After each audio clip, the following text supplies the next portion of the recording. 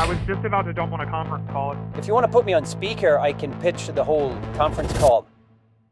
That would be funny. Boom! Wow. Can you send me a little bit more information about your company? Let me share it around to a couple people internally and see if there's an interest. I'm hoping he doesn't take her up on that because it's just not going to happen. Mm-hmm. Yes, we can definitely do that. I will do that straight away. Oh, no. But wait.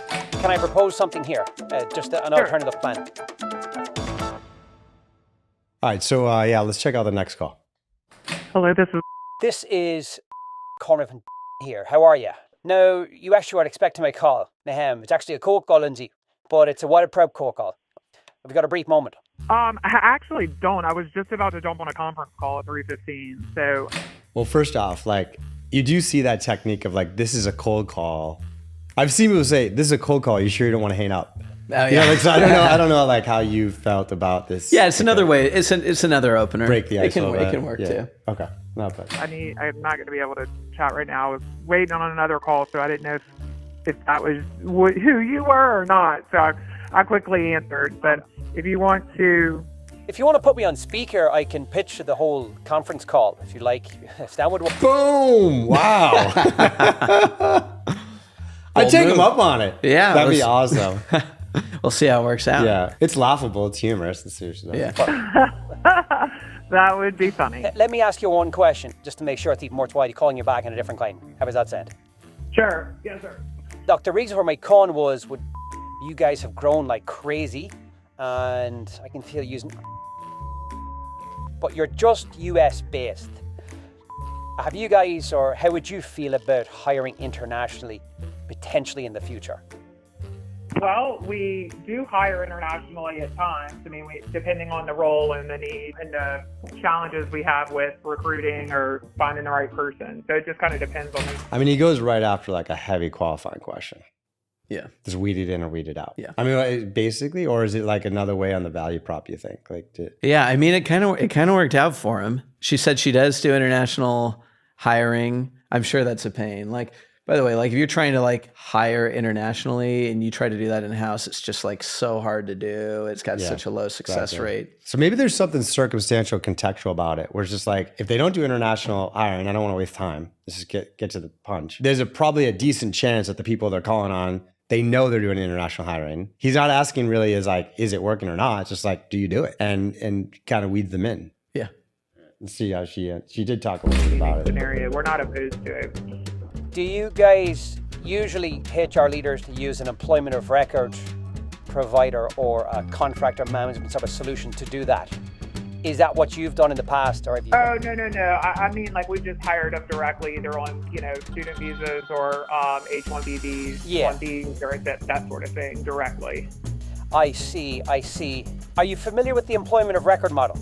I believe, it's sort of the payroll is all sort of outsourced. I think it's sort of through another country, I believe. Am I right? And then You're there or thereabout, yes. As opposed to getting a visa, you could just hire these guys through a solution like mine, the company I'm calling from, and you can just hire anyone anywhere essentially for when the business need is there. I am conscious of your time. You have 2 minutes before your conference call. Would you be opposed to sitting down for 15 of myself just to share some insights, learn a bit your previous international hires over the next few weeks? No. What do you think about the timing and the ask? He's a smooth talker, crisp, good pacing. So he opened up the call. He got past that. I would share, hey, we help people do this thing. I'd love to set up some time to talk with you about that, and then see how she reacts. Sure. Right. There, just to figure out kind of like figure out the problems earlier on in the call. Going into kind of qualifying type questions right at the beginning worked out for him. It's fine. But in a lot of calls, you'll lose prospects there. So it's a little bit risky. He could have done it after. You have 2 minutes left. How would you feel about spending 15 minutes with me, like whatever, my team, blah, blah, blah. I think that's fine. I think I would have clarified like, hey, now's not a good time. Do you have some time tomorrow or Thursday at 9:00 a.m.? I may have just like said it that way. All right. Put it out there.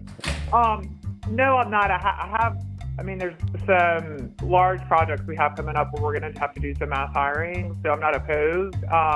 But I do think we probably need a couple other people on that call. It's not going to be me. That would be you're somewhat relatively close to what you're talking about, but I'm probably not the final decision maker. So can you send me, in the meantime, before we have an opportunity to set up another call, can you send me a little bit more information about your company? Let me share it around to a couple people internally and see if there's an interest. And then if there is, I can email you back, schedule that 30 minutes or however long to kind of talk through how the services work and what you offer. What do you want to do? I'm hoping he doesn't take her up on that because it's just not going to happen. Not that it never has in the history, like maybe once a year or something like that will actually work out if there's a strong enough need of the company. But instead of her suggestion, which is, hey, send me some information, I'll send it to them, and then when they get back to me and they give me the thumbs up, I'll reach back out to you. Like the funnel of the odds of each of those things happening is just like infinitesimal. And so it's better for him to propose his own strategy. First of all, ask who those people are. And so if we lose contact with this person, we can still reach out to them. But my hope is when we go on to this, he doesn't take her up on that. Yes, we can definitely do that. I will do that straight away. Oh no. But wait, maybe he's just agreeing he's going to do something. Hold on. Okay, once I get finishing this call here, can I propose something here? Just an alternative plan. I'll send information on. I'll also put a tentative 15 in your calendar next week. If it is of interest, I could answer any more specific questions you have. We find that a lot more efficient. And then if it is worthwhile looping in the rest of your team, as opposed to wasting our time, we can do that for maybe January. How does that sound? Yeah, that's fine. I will. I like it. I'll obviously get the names like you said. Way better if you could have. Who are these people? Yeah. And then like I do like the calendars hold there. Yeah. Again, like what we're worried about is like he was going to take her up on her plan, but he said, "Yeah, I'll send you an email. I'd love for you to do that. Let's do this too." Yeah, exactly. Let's do this, which is exactly the right way to do it. You agree with them, let them do it. They're not going to do it, but you say, "Let's just do this too," and then it worked. Right. All right, so Sam, if people want to dig deeper into the best practices we've been talking about today, where would you direct them to do that? Okay, so the most important thing for you to do is make sure you have some baseline script and you understand a framework for objection handling. And we put some resources for both of those things for you here. The script is going to give you an overall framework for how to go through a cold call from beginning to end, and also a framework for objection handling. And most of your objections are going to be the same things. 95% of the time, it's like 5 things. So we've gone over the 5 most common ones that you're going to come in front of, and we put those all together in the guide. You'd be shocked no matter what you're selling. There's so much commonality here. So check out there's a link in the description for the resources that Sam said. Let's get back to some more calls.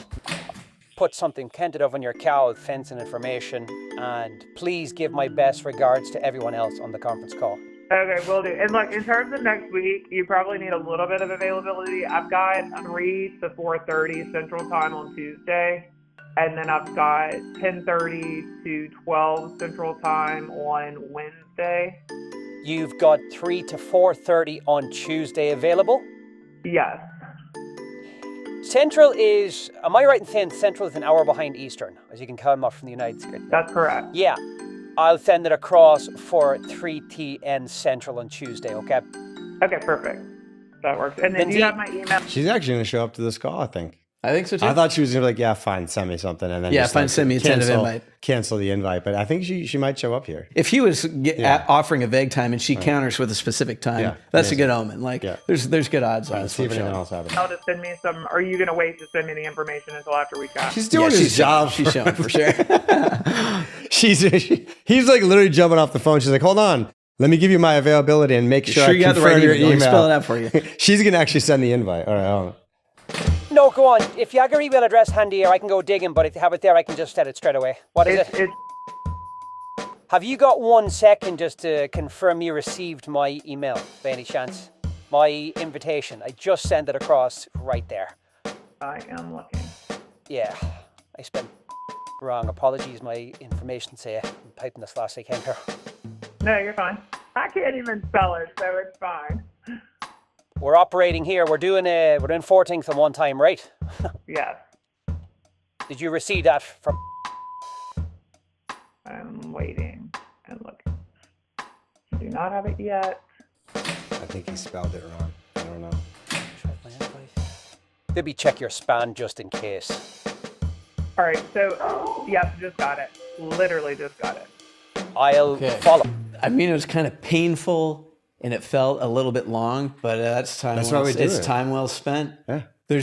She's never going to be more likely to see that and remember it and accept it than right now. It was a real pro move. Yeah. To ask her if it went through, accept it right then. She's never even more likely to do it. So that was really well. So tempting in that silence, but like, let you go to your meeting, but like, Yeah. you worked that hard for it. Just make sure it went through. Check the spelling, check the spam, get it accepted. We're on the calendar. I think she's going to show up. Oh yeah. Our job as an SDR is to book a meeting for the account executive. 99% of the time, a good account executive is going to want to run discovery to understand what the pains are, et cetera. That is way easier to do when there's one person on the call than 4. When there's 4 people on a call, there's just like, who's going to answer it?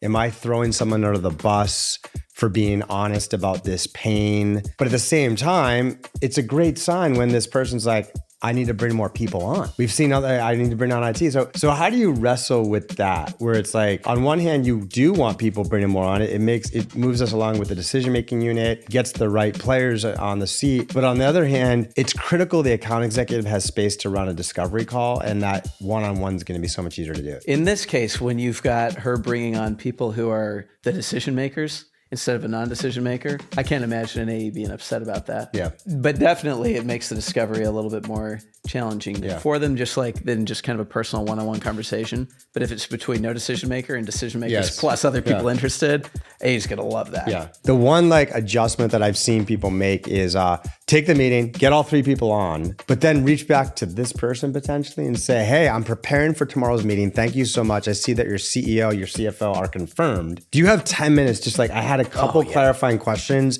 just to make sure I'm prepared. Oh yeah. This is a big meeting for them too. Like, they want to look good. And like, most of the time they're taking that call, and that creates one-on-one opportunity to do that discovery. Awesome play. There's also like a really good play if someone pushes you off for they push you off for like a month or something like that, where they're like, I just don't have time for a month. You can say, okay, yeah, let's set this time like a month down the road. That'll be awesome. Just to make sure we make the most of it. Do you have just like a couple minutes, like maybe later tomorrow or the next day, just to sync on this to make sure we make the most of that? Great. Because whenever someone says like, dude, I don't have time for a month to meet with you, they're really just overestimating how intense this call is. And so instead of just telling them, hey, you're wrong, like this isn't that big of a deal, like this is really short, just say, okay, cool, let's do that a month out.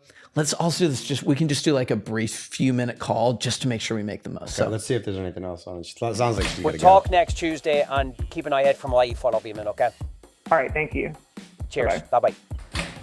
All right. One other question I have on this is, she disclosed some information that's going to be quite useful for the next call. How do you hold SDRs accountable to making sure that doesn't get lost, and hold AEs accountable to make sure they leverage it? I don't know if you've had luck at systematizing that. ideally, if you're just trying to go from memory, you have them write down immediately, like write down like the most important context immediately from the call.